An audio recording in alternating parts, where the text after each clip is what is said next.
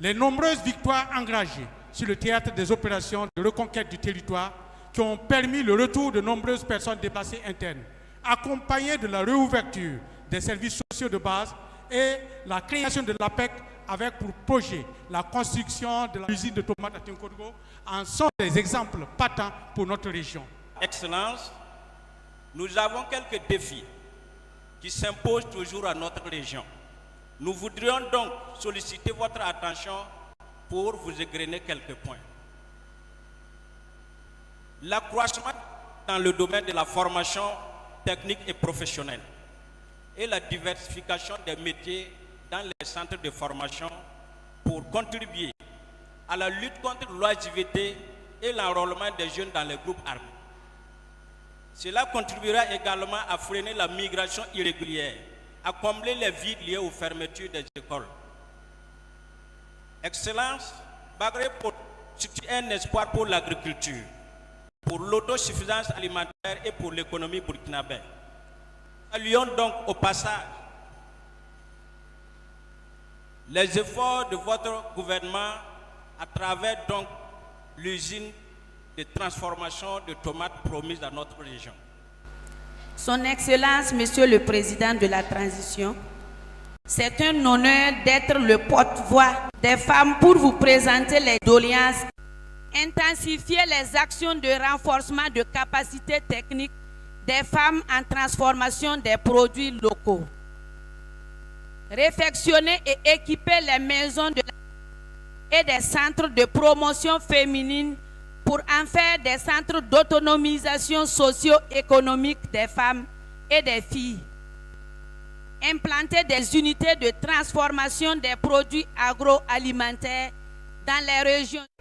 Le centre universitaire de Tinkorgo, il faut noter qu'il a été créé en 2018 et jusqu'à présent, le centre universitaire de Tinkorgo ne dispose pas d'un bâtiment propre à son nom. Le centre universitaire de Tinkorgo utilise 3 sites tous loués. En dehors de cela s'ajoutent les problèmes d'ordre matériel, ne serait-ce que les vidéoprojecteurs pour les cours, les câbles et d'ordre social, tels que la question de la restauration, la question du phonaire qui est inversement proportionnelle à la montée du prix. Sur le plan d'ordre académique et pédagogique, le système LMD et sa nouvelle variante, le nouveau régime d'études universitaires, qui est en droite ligne avec l'application des programmes d'ajustement structurel, mettent la précarité, les étudiants en situation de précarité au centre universitaire de Tinkorgo. Tous les étudiants et élèves ici présents, avec votre présence, comptent un réel changement juste à votre retour. Est-ce que, Monsieur le Président, vous pouvez nous rassurer, avec un tant soit peu, que ces difficultés, soulignées un peu passagèrement, seront traitées avec indulgence dans les jours à venir? Permettez-moi donc de remercier les chefs coutumiers et religieux ici présents pour leur bénédiction et leurs remerciements. Que Dieu exauce toutes les prières et que Dieu permette à ce que le Burkina retrouve sa paix. Merci beaucoup à vous pour tous les efforts que vous faites. Les aspirations des peuples se rejoignent, que ce soit ici au centre-est, au niveau donc du sud-ouest où nous sommes passés, à Koudougou, un peu partout où nous avons fait le tour, les préoccupations se rejoignent plus ou moins. Hier, je suis passé par Bagré-Poul pour regarder un peu certains périmètres aménagés, voir un peu le potentiel avant d'arriver ici. Ce qui m'a permis en tout cas de voir qu'il y a un gros potentiel encore non exploité, beaucoup de terres qu'on pourrait aménager et permettre à beaucoup plus de monde de pouvoir travailler. Nous en sommes conscients, nous avons fait le constat terrain et là-bas aussi nous avons vu des personnes actives qui se battent au quotidien, qui travaillent avec beaucoup d'ardeur. Ce qui nous amène donc à vous dire que dans le cadre de l'offensive, le ministère de l'Agriculture a entrepris donc un certain nombre d'opérations d'aménagement de terrain, un peu partout au Burkina, pas seulement à Bagré, mais un peu partout. Force est de constater que malheureusement, certaines personnes sabotent ces initiatives-là. Alors le ministère s'est fixé pour juin, c'est l'objectif qu'ils ont eu, pour qu'un certain nombre de terres soient aménagées. Et vous pourrez constater que le ministre fait beaucoup de sorties terrain pour voir l'évolution des chantiers. Nous avons été déçus par beaucoup d'entrepreneurs qui ont pris les chantiers, qui se sont juste contentés de prendre les avances de démarrage et qui ne veulent pas travailler. Beaucoup ont été mis en garde et dernièrement nous étions obligés donc d'arrêter quelqu'un pour le rééduquer. Parce que c'est inconcevable qu'on réquisitionne les terres des paysans pour les aménager et les permettre de produire en saison pluvieuse et que nous sommes en mois de mars, il n'a même pas encore atteint 10% d'exécution pendant qu'il a pris plus de 5 milliards pour aménager les terres.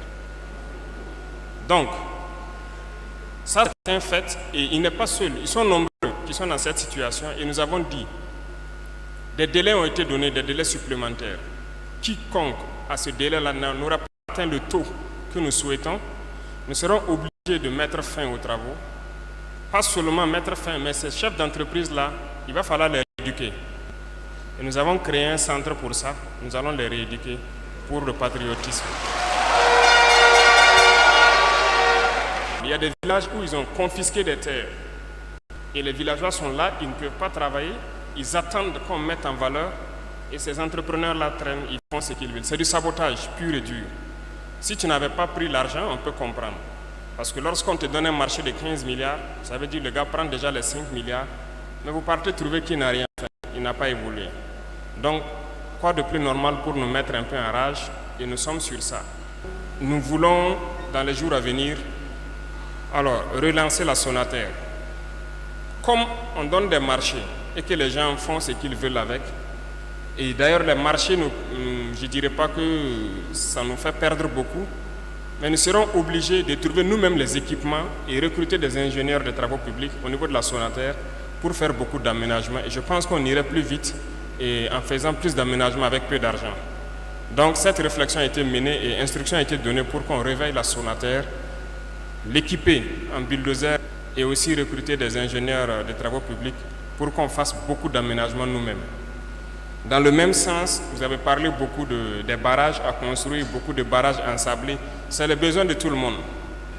Lorsqu'il y a un minimum de machines qui permettent un certain aménagement, si c'est l'apport en matériaux latéritique, en pierre et autres, la population peut contribuer. Ça va nous permettre de construire beaucoup de barrages.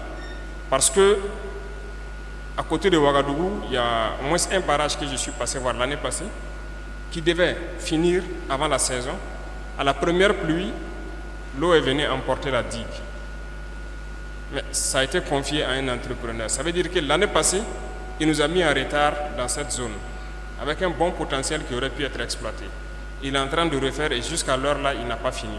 Mais on est obligé d'aller vite. Si on ne le fait pas, voilà que vous réclamez des barrages, vous réclamez des terres aménagées. Si on doit s'arrêter et attendre les humeurs de chacun, ça ne pourra pas aller. Donc, engagement a été pris pour créer ces structures-là nous-mêmes et pouvoir accélérer un certain nombre de travaux, créer beaucoup de barrages et de périmètres aménagés pour atteindre notre objectif. L'APEC continue les souscriptions, donc c'est inviter les gens à continuer de souscrire et félicitations à la région donc, du Centre-Est qui est la troisième région la plus contributive après au bassin et la région du Centre.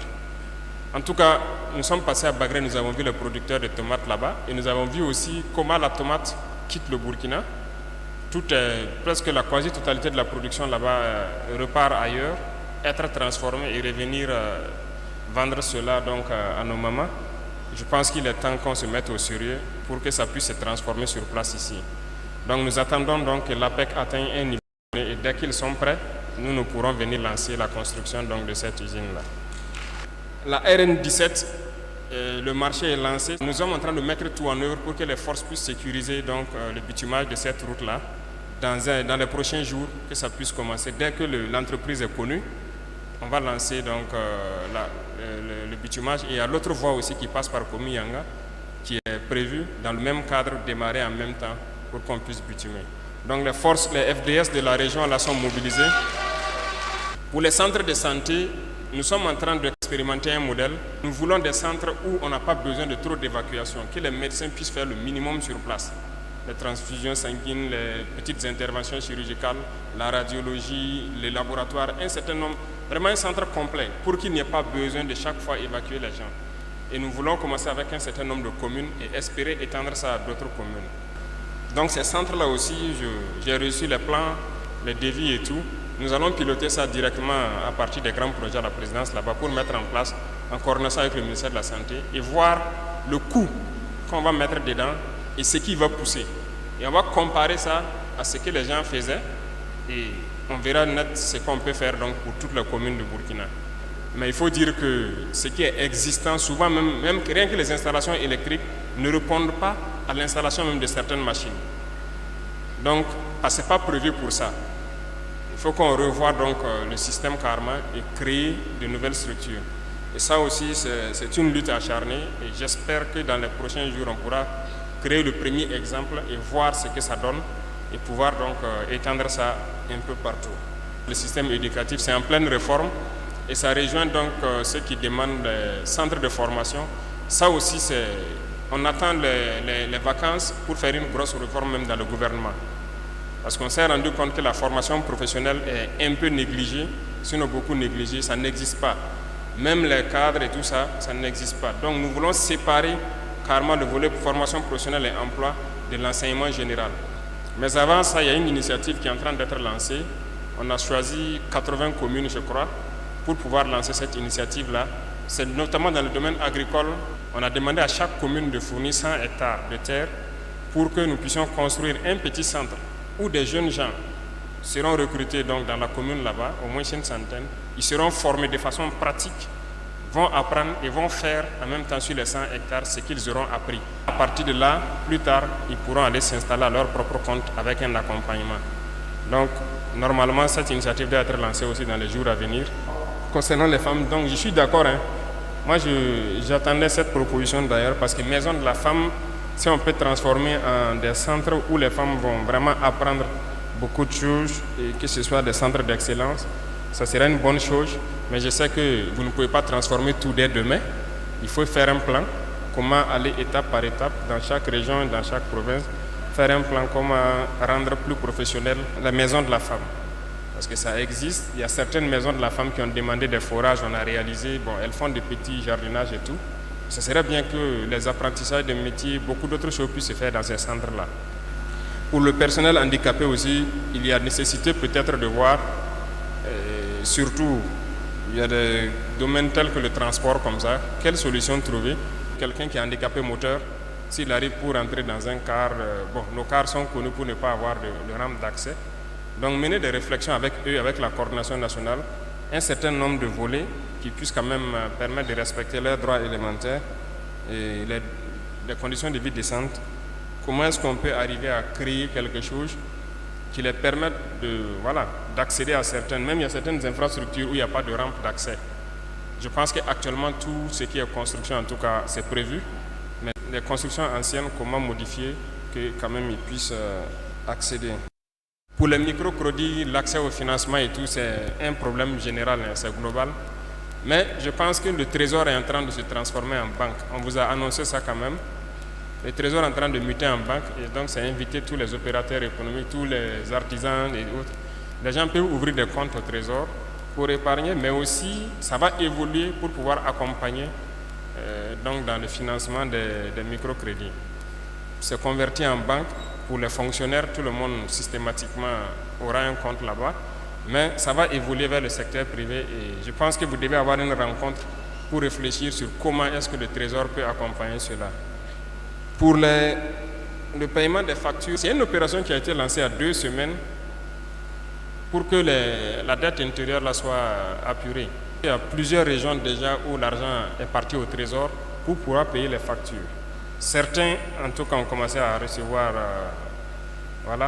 leur chèque et ça va se poursuivre. C'est une opération qu'on a lancée pour pouvoir soulager le secteur privé qui a été très résilient parce qu'au cours de 2023, nous avons dû bloquer pendant un temps donné pour l'équipement militaire. Et donc, actuellement, on a donc trouvé une formule pour alléger un peu le fardeau des entrepreneurs. Venant aux camarades étudiants, alors, ce que vous donnez comme préoccupation, c'est réel et je suis très conscient que le problème des universités est très complexe. Concernant le retard, qu'est-ce qui cause le retard? Quelles sont les perspectives? Comment est-ce qu'on peut arriver à surmonter ça? Et ça se résume donc à beaucoup de choses. Vous avez parlé de la question d'infrastructure, c'est réel. J'ai la liste de tous les bâtiments loués à travers le Burkina Faso, là où les étudiants prennent cours. Même dans les paroisses, les étudiants prennent cours dans certaines régions. C'est sérieux. J'ai vu la liste là.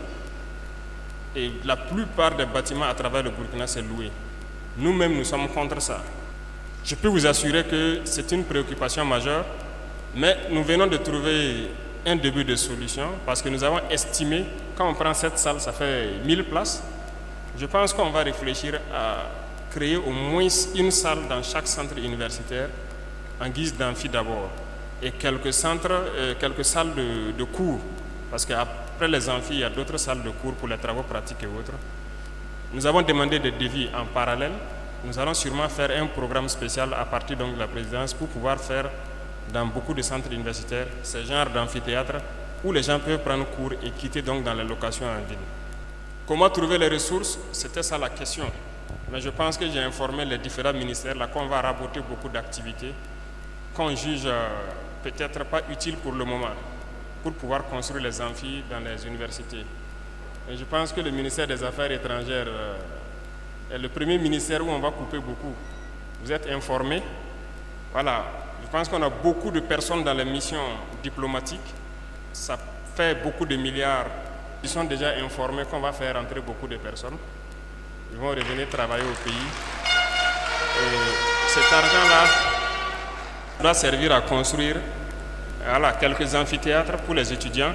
Et dans d'autres ministères aussi, où il y a beaucoup de secrétariats permanents et autres, on a fait le point. Et aussi, on a qu'à s'apprêter. Il y a beaucoup qu'on va fermer. Et on va essayer de construire quelques restaurants universitaires et un peu. Donc tout ce qui sera raboté dans les ministères, ça va partir chez les étudiants. Parce que jusque-là, ils n'ont rien eu de concret. On se préoccupe beaucoup de votre situation. Même les véhicules, les bus, j'ai souvent vu des images où les étudiants sont alignés sur plusieurs centaines de mètres pour attendre le bus. Il y avait des problèmes de bus en fin d'année. C'est de la résilience de votre part, je reconnais. Et je pense que ça aussi, pour le cas de Ouagadougou, par exemple, la mairie a déjà commandé donc un programme spécial de bus pour pouvoir alléger ce problème-là. Je pense qu'il y a un gros programme aussi à venir en 2024 là, qui va nous permettre d'économiser beaucoup. On veut mettre en place une usine de production de véhicules électriques ici. Normalement, avant la fin de l'année, cette usine doit être prête aussi. J'ai reçu donc ceux-là, les promoteurs et tout, pour les donner le délai que ce soit prêt en 2024. Quand on prend le carburant du gouvernement seulement, ce qu'on consomme en carburant, c'est trop. C'est beaucoup, parce que c'est des milliers de véhicules. Et on va changer tous les véhicules de gouvernement en véhicules électriques. Et je pense qu'on fera de l'économie donc dans le carburant qui doit permettre de faire autre chose. Pour les PDI, en tout cas, la région a connu de la turbulence, surtout en 2023. Et je pense que les FDS sont à saluer. Il y a eu beaucoup d'efforts. On a injecté quand même beaucoup de force dans la zone pour pouvoir faire retourner le maximum de PDI dans certaines communes, et ça continue. Et c'est le lieu pour moi donc de dire que, comme il a dit, environ 80% sont reconquis. Il faut maintenant consolider, c'est cette phase qui est en cours. Il faut consolider ce qui est reconquis avant de se projeter à l'avant. Et comment consolider?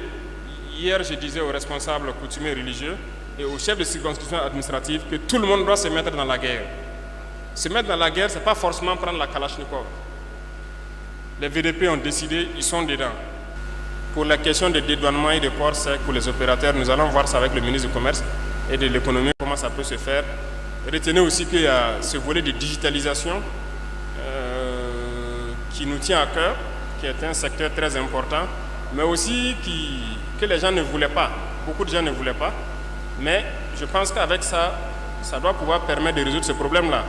S'il y a la digitalisation, je ne pense pas que c'est nécessaire de venir jusqu'à Ouagadougou pour dédouaner quelque chose et puis revenir à Tinkodougou. Ça peut se faire à la frontière et les ressources vont partir directement au trésor. L'électricité, c'est un problème, c'est l'énergie en général.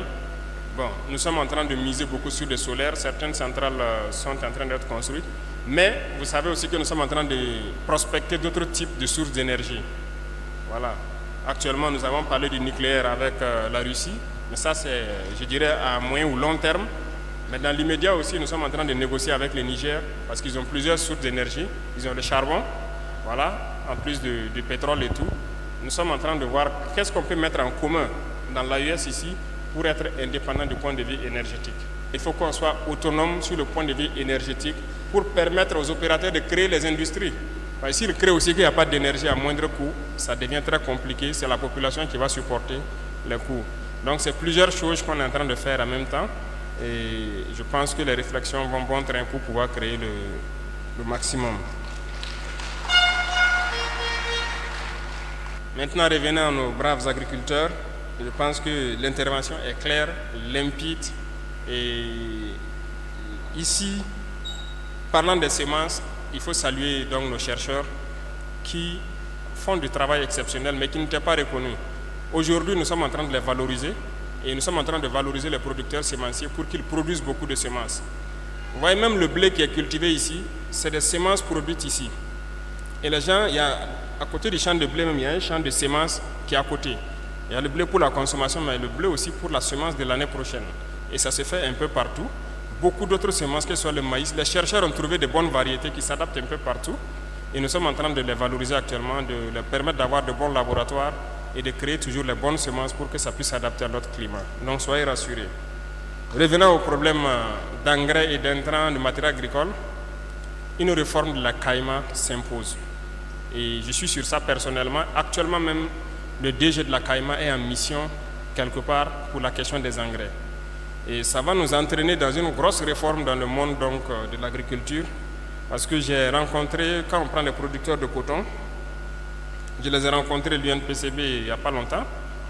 Et là, j'ai eu très mal quand ils m'ont dit que près de 50% des producteurs de coton n'ont rien eu cette année. C'est négatif. Ils produisent mais ne gagnent rien. Et cela est dû au fait du prix de l'engrais et du système même. Voilà. Et donc, on va casser ce système-là. Ça va faire des gorges chaudes. Cette année, on est déjà en retard par rapport au coton.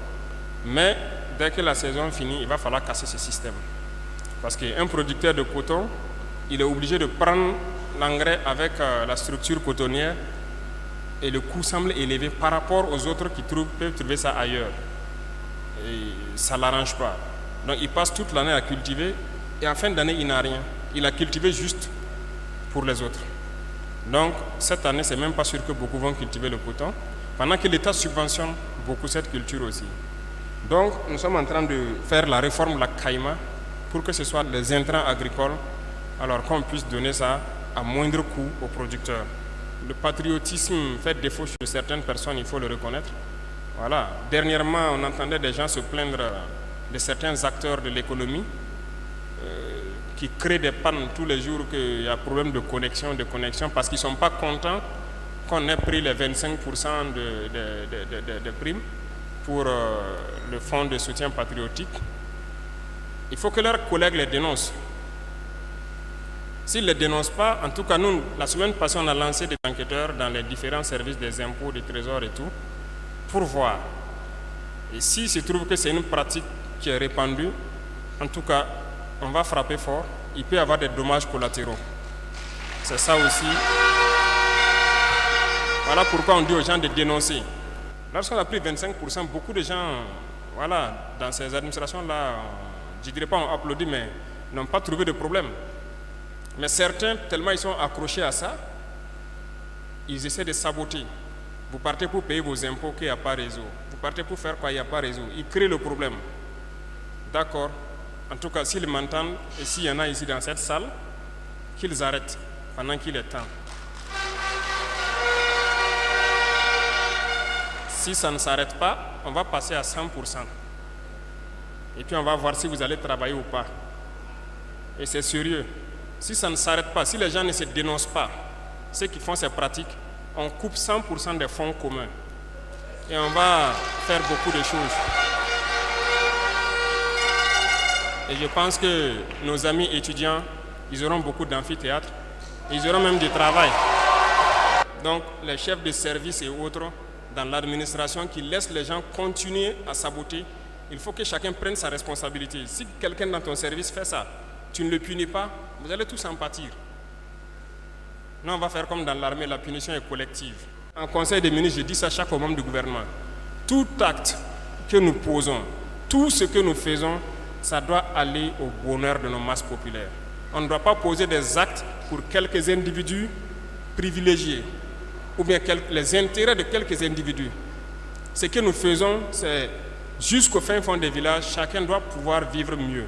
On ne veut plus ces projets-là où on dit c'est financier, on ne peut pas prendre près de 50 milliards pour faire un projet.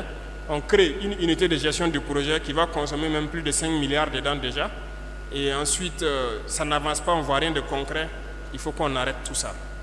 On va créer des initiatives, des gens vont travailler avec juste le peu d'indemnité et on veut voir la chose de façon pratique. Sinon, il ne faut pas s'engager dans un prêt, endetter le peuple inutilement.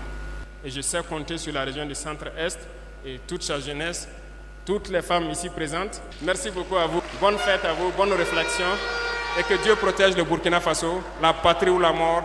Merci beaucoup.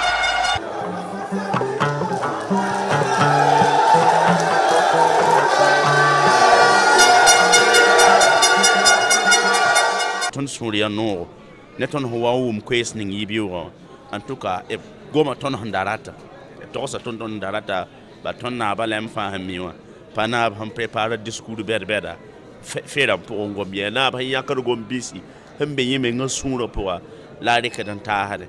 And when I'm a man of Nisal Hayakagoma sooner point, when I'm Pamanto Goma pad never to be, Goma kid and never miss you. Don't Captain William Torre, Gombisa Fat on Dabo, Tun Souria no. Ton tiedam te gomni son gomon gubga reso wazulu ezang ton me mi miti ba me ho wa pa yidi yumne la bumoto la tumna en tout cas sakada hante ntokse wen son report de Souria no. Nous avons posé des préoccupations mais nous sommes tellement satisfaits. Nous sommes tellement satisfaits parce que nous avons eu des bonnes réponses qui nous consolent. Nous le bénissons. C'est un digne fils. Il a toutes nos bénédictions, toutes les bénédictions de toutes les mamans du Centre-Est. Que Dieu l'accompagne, qu'il leur donne la force, le courage et surtout longue vie. Que ses ennemis, que les pieds de ses ennemis-là, que tous ses ennemis tombent pour que la paix revienne au Faso. Nous sommes très satisfaits des réponses du chef de l'État parce qu'il nous a invités de nous mettre au travail. Il a fait des promesses fermes. Des mesures seront prises. Il a demandé à tout chacun de réfléchir pour le développement du Burkina Faso. Tout acte que nous allons poser, de penser à la population, mais pas à nous-mêmes. Et ça, c'est très important, ça m'a beaucoup touché. Vous ne pouvez pas être un État souverain, économiquement, politiquement, culturellement, si vous n'acceptez pas changer de logiciel. Il faut qu'on change de logiciel pour arriver à vaincre l'impérialisme.